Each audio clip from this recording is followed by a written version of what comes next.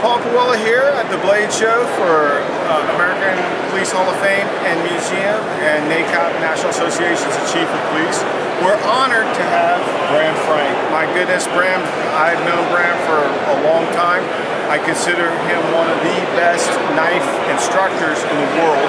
There's only a couple that have even as close as he is, but I put him right at the top.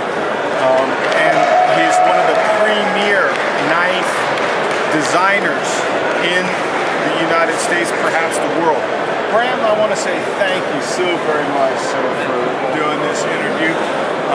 Bram has a lot of different ideas and usages for the knife, but also he's got a very interesting design for law enforcement, and this is what I really am excited about to talk to for the American Police Hall of Fame TV. Bram, go ahead and talk about your grab a couple of these. Most of you guys out there obviously are shooters, so they're color-coded like firearms. Red is a safe trainer, so you can play with just like a red gun. Blue is a working tool like a Glock sim gun, and it's designed for, not for training, but for actual use. And what I want to do with this tool is, it's the CRIMPT, Close Range Control Response Medium Impact Tool. Just give officers another level of option of force, because we don't have lots of non-lethal tools. Hammering. So hammering is a basic skill and officers can use, and in that level is, most officers, we're in conversation range when things happen. We're not very far away. So this tool fits in your hands, and it can be up, and if a bad guy's reaching, I can push it in the palm of their hand. I could be hammering the outside. If he's making a fist and punching, I could just cover up and let him run into it. I don't actually have to be aggressive, and you can see it's not a big tool, but if I impact it, I get a response. I can use this tool to shift him around because there's a control factor. I'm going to turn Paul around for a second just so you can see the inside here. That the idea is I can break it on the inside of his arm. I can hammer it. I can use it to make the joint move, and it's a mini expandable baton. It opens upon impact. The blade can't cut anybody, and the teeth on it, the jimping, are designed to only grab fabric, so you can pull something.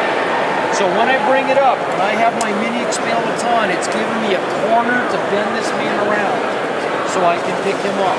If I wait to cuff him or do it, I can use the ramp to make sure he doesn't put that elbow in my face, and I can shut it back down in the flow. Because if you just take a pause on the motion a minute, the lock release is in the back. And I'm going to reach behind it for a minute.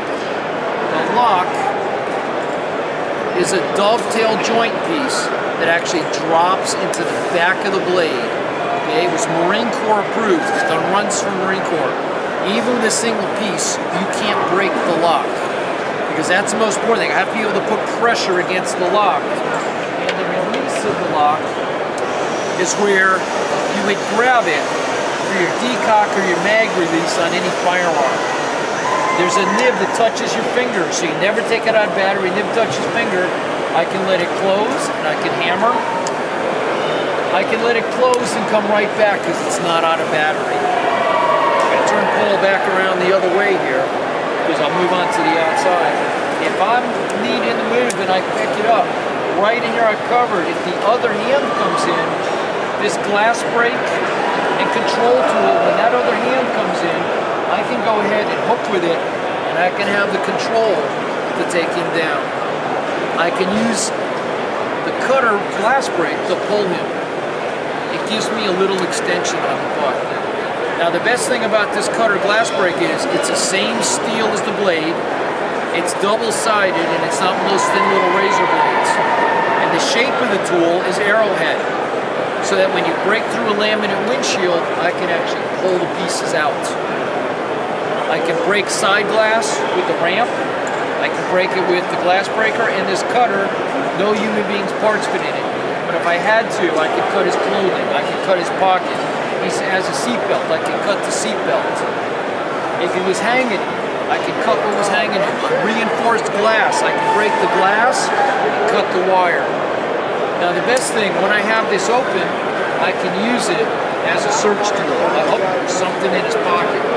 You can stick it in, you can pull, you can start to pull. I saw it pull the pocket out. If you need to put them on the ground, you turn it and just ask him to go down to the ground. And you can make the guy go down. If you have someone who's actually in control range with you, all I have to do is access his arm or his shoulder to move him back. The tool itself is small, it's carryable. Anybody can put it in a holster and carry it in your pocket. And it even has something for holding your pocket on the indexing. Indexing is so we go from forward to reverse grip. We're going to post in a hole. I'm just going to stick this in my pocket. I have one of the holsters with me. It's really tight. And the reason it's tight is if I fall, I get thrown, so it won't fall out of my pocket. You can hear that pop. You really have to take it out of your pocket. So this is a tool that's designed for the everyday officer to carry and to use. Now, one of the things I'd like to emphasize, very few people know that not too many departments have approved any kind of edge weapon or knife for their department's carry. And I'd like to emphasize that Bram was the first person in the country that got the Miami Metro-Dade, right? And we had Hialeah PD. In Hialeah. So he was the very first instructor in the country that was able to get approved, and his entire curriculum is approved, and that's a must for the law enforcement community.